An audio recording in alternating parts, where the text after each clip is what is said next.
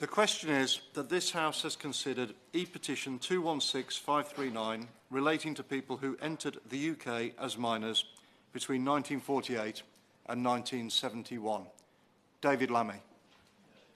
I'm very proud to stand here on behalf of the 178,000 people who signed this petition, and I'm proud to stand here on behalf of the 492 British citizens who arrived on Empire Windrush from Jamaica 70 years ago. I'm proud to stand here on behalf of the 72,000 British citizens who arrived on the shores between the passage of the 1948 Nationality Act and the 1962 Commonwealth Immigrations Act, including my own father, who arrived from Guyana in 1956. But it's a very dark episode in our nation's history that this petition was even required. It's a very dark day indeed that we are here in Parliament having to stand up for the rights for people who have always given so much this country and expected so little in return. Mr. Austin, we need to remember our history at this moment. In Britain, when we talk about slavery, we tend to talk about its abolition, and particularly William Wilberforce. The Windrush story does not begin in 1948. The Windrush story begins in the 17th century, when British slave traders stole 12 million Africans from their homes, took them to the Caribbean, sold them into slavery to work on plantations. The wealth of this country was built on the backs of the Windrush generation's ancestors. We are here today because you were there. My ancestors were British subjects, but they were not British subjects because they came to Britain. They were British subjects because Britain came to them, took them across the Atlantic, colonised them, sold them into slavery, profited from their labour, and made them British subjects. That is why I am here, and that is why the Windrush generation is here. There is no British history without the history of the empire. And as the late, great Stuart Hall put it, I am the sugar at the bottom of the English cup of tea. And then 70 years ago, as Britain lay in ruins after the Second World War, the call went out to the colonies from the mother country. Britain asked the Windrush generation to come and rebuild the country, work in our National Health Service, work on the buses and on the trains, as cleaners, as security guards. So once again, Caribbean labour was used. They faced down the no blacks, no dogs, no Irish signs. They did the jobs nobody else wanted to do. They got spat at in the street. They were assaulted by teddy boys, the skinheads, the National Front, lived 5 to a room in Rachmanite squalor and housing. They were called and they served, but my God, did they suffer for the privilege of coming to this country. And yet, by God, they also triumphed. Sir Trevor MacDonald, Frank Bruno, Sir Lenny Henry, Jessica Ennis-Hill, national treasures, knights of the realms, heavyweight champions of the world, and Olympic champions wrapped in the British flag. Sons and daughters of the Windrush generation, as British as they come. And after all of this, the government wants to send that generation back across the ocean. They want to make life hostile for the Windrush children, strip them of their rights, deny them healthcare, kick them out of their jobs, make them homeless, stop their benefits. And they are imprisoned in this country, as we've seen for those who were detained, centuries after their ancestors were shackled and taken across the ocean in slave ships, pensioners imprisoned in their own country. Mr. Austin, it's a disgrace, and it happened here because of a refusal to remember our history. Last week, the Prime Minister, at Prime Minister's Questions, said we owe it to them and the British people. The Home Secretary said that the Windrush generation should be considered British. They should be able to get their British citizenship if they so choose. This is the point the government simply does not understand. The Winthrush generation are the British people. They are British citizens. They came here as citizens. That is the precise reason why this is such an injustice. Their British citizenship is and has always been theirs by right. It is not something that the government is now choosing to grant them. Can I remind the government of Chapter 56 of the 1948 British Nationality Act? It said, every person under this Act is a citizen of the United Kingdom and colonies, shall be, by virtue of that citizenship, have the status of British subject. The bill uses the term British nationality by virtue of citizenship. I read this bill again last week when reading over the case notes of my constituents caught up in the Winthrush crisis.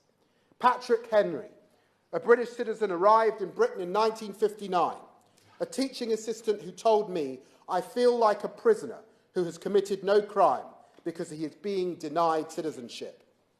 Clive Smith, a British citizen, arrived here in 1964, showed the Home Office's school reports and still threatened with deportation. Rosario Wilson, a British citizen, no right to be here because St Lucia became independent in 1979. Wilberforce Sullivan, a British citizen, paid taxes for 40 years. He was told in 2011 he was no longer able to work. Dennis Laidley, a British citizen, tax records going back to the 1960s, denied a passport and unable to visit his sick mother. Geoffrey Greaves, a British citizen, arrived here in 1964, threatened with deportation by the Home Office. And Cecile Lorenz-Cecine, a British citizen, 44 years of national insurance contributions to this country, payslips and bank account details going back over that time, her application for naturalisation rejected. And Huffley Seeley, a British citizen, unable to claim benefits or access healthcare in this country. Or Mark Balfour, a British citizen, arrived here in 1962, aged 7, refused access to benefit. The Winthrush generation have waited for too long for the rights that are theirs. There comes a time when the cup of endurance runs over. There comes a time when the burden of living like a criminal in your own country becomes too heavy to bear any longer. And that is why we have seen in the last few weeks an outpouring of pain and grief built up over many years. And yet government ministers have tried to conflate the issue with illegal immigration. On Thursday, the Home Secretary said, I am personally committed to tackling illegal migration, making it difficult for illegal migrants to live here and removing people who are here illegally. I won't give way, I'm just going to finish. Indeed, during her statement last Thursday, the Home Secretary said illegal 23 times, but did not even once say the word citizen. This is not about illegal immigration.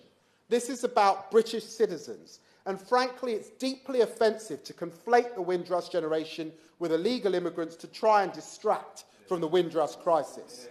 This is about a hostile environment policy that blurs the lines between illegal immigrants and people who are here legally and even British citizens.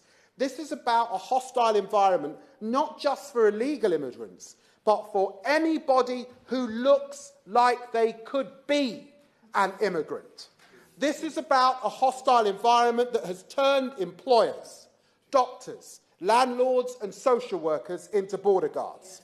The hostile environment is not about illegal immigration. Increasing leave to remain fees by 238% in 4 years is not about illegal immigration.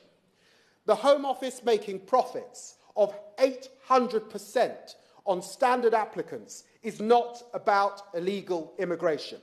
The Home Office sending back documents unrecorded in second-class posts so that passports, birth certificates and education certificates get lost is not about illegal immigration. Charging teenagers £2,033 for limited leave every 30 months is not about illegal immigration. Charging someone £10,521 in limited leave to remain fees before they can even apply for indefinite leave to remain is not about illegal immigration. Banning refugees and asylum seekers from working and preventing them from accessing public funds is not about illegal immigration. Sending 9 immigration enforcement staff to arrest my constituent because the Home Office lost his documents is not about illegal immigration. Locking my constituent up in Yarlswood so she missed her midwifery exams is not about illegal immigration. Denying legal aid to migrants who are here legally is not about illegal immigration. Changing the terms of young asylum seekers' immigration bail so they cannot study is not about illegal immigration.